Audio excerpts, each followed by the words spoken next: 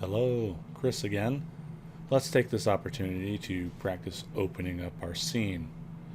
So if your project is set, you can just go to File, Open Scene, and it should go to your Project folder and look in your Scenes folder. If you select File, Open Scene and it does not show your saved scenes, then you need to set your project. So we can go to File, Set Project, select the project, and then hit Set.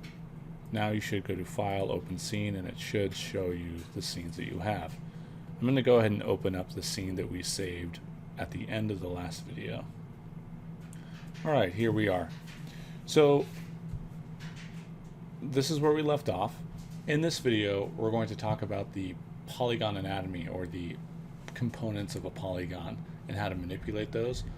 And before we do that, let's talk for just a minute about organizing your scene. Right now we only have 4 polygon objects in the scene, and they are polygon primitives, right? We have the cube, the cylinder, the plane, and the sphere.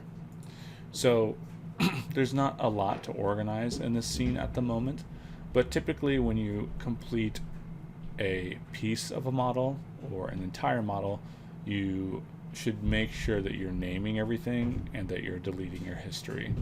We'll talk more about deleting history later. First, let's talk about naming your objects. So the way I like to name my objects is just through the outliner, so that's how I'm going to teach it. There are other ways you can name your objects. So here's P cube 1. This is the default name. P is polygon, right? Then cube, and 1. That's the first cube we have. If I create another polygon cube, there it is, you'll see that it's P cube 2, right? So let's just practice renaming. I'm going to come over here to the outline. Notice that I can click on any of these names and it will go ahead and select the object in the scene. This is very handy. Sometimes you can't find an object, and by rotating around and looking, but let's say this plane was way off to the side and I couldn't find it, and I'm zoomed in, like, where is this plane, right? So because it selects the object, I can go ahead and select this plane and then hit the F key to frame it, and now I found the plane, and I say, oh, it's way over here, right? I'll go ahead and zero out these translates. Focus on the plane again. Okay, so I'm going to click on the cube, P cube 1, and I'll double click on it, and then I'll just name it something else, just for practice. Cube, cylinder, sorry for the typing, it's loud, plane, and sphere. Great. I'm going to show you a handy shortcut right now.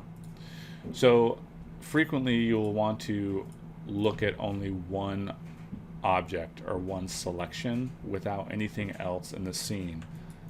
That way you could rotate around. Like, for example, if I'm looking at this sphere, I could rotate and things would not occlude it, right? Like the cylinder's getting in the way from this view. There are several ways to do this. The first way that I'm going to show you is the isolation mode. The button for isolation mode is right here. You can see if I look on it, it says isolate select. So whatever I have selected, if I click on this, it will hide everything else and just isolate this object, and now I can rotate around.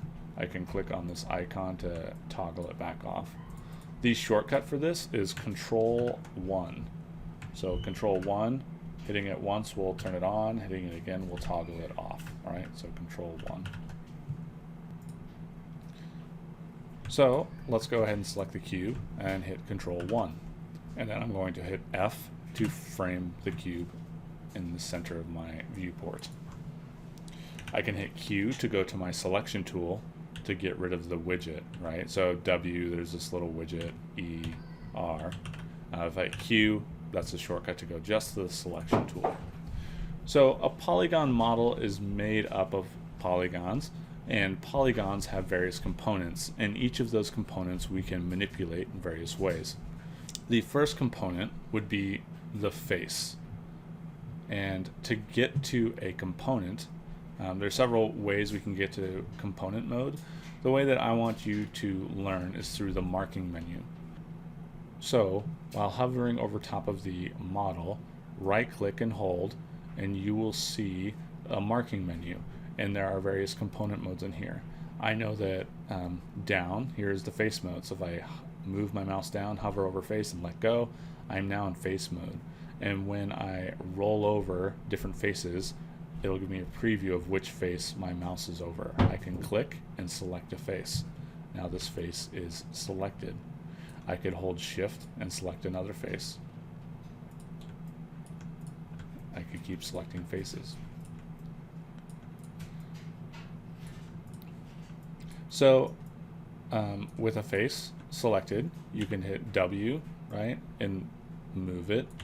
E is the shortcut for rotate, right, and I can rotate a face. And then I could also hit R, which is the shortcut for the scale tool, and then I could scale the face. This I'm going to undo by hitting Z. I could also have more than one face selected and do those same things, right? Move, scale, rotate. And Z again. In order for a face to exist, there must be at least 3 edges to surround it. So if we want to get to edge mode, where we can manipulate edges, we can hold down the right mouse button and go to edge, right? And now you can see when I roll over an edge, it will turn red. And as I hover around, I can explore the edges of this polygon object. So I'm going to select an edge, and with an edge selected, I can also scale it, move it, and rotate it. Just like faces, I can hold shift and select more than one edge, and then I can scale and move and rotate those edges at the same time. Alright, in order for an edge to work, or in order for an edge to exist, there needs to be at least 2 vertices. Vertices is plural of vertex, which is singular. To get to vertex mode, you can right click and hold and go to vertex. A vertex is wherever 2 or more edges meet that point in space. So you'll see that when you're in vertex mode, we have all these little points wherever edges are meeting, and I can select one of these vertices, and then I can move this vertex around by hitting W. If I want to rotate a vertex, you cannot rotate an individual vertex, at least not in the traditional sense that you can with edges or faces, because it simply represents a point in space. So if I want to use a rotation tool with vertices, I need to select more than one vertex, right? And then I could rotate them. And in turn, those vertices are going to be impacting the edges and the faces that they are attached to, right? Same with scale. You cannot scale an individual vertex. You need to have at least 2 selected to scale vertices. So let's practice for a moment going between face, vertex, and edge mode, and just get kind of used to that motion. So right click and hold, up to edge, right click and hold, down to face, right click and hold, over to vertex. So whenever you are in one of these modes, you are in what is called component mode, because you are manipulating components of the model. Let's say I wanted to delete this this object, this mesh. I couldn't go through and just, let's say I select all these faces and hit delete. Like, I can't delete this last face, right? In order to delete this object or select the entire object again, I need to get out of component mode and into object mode. And to do that, right click and hold and go to object mode. When you're in object mode and the object is not selected, by default, you will not be able to see the edges. If you're in any sort of component mode and no components are selected, we'll have this light blue color on the edges by default.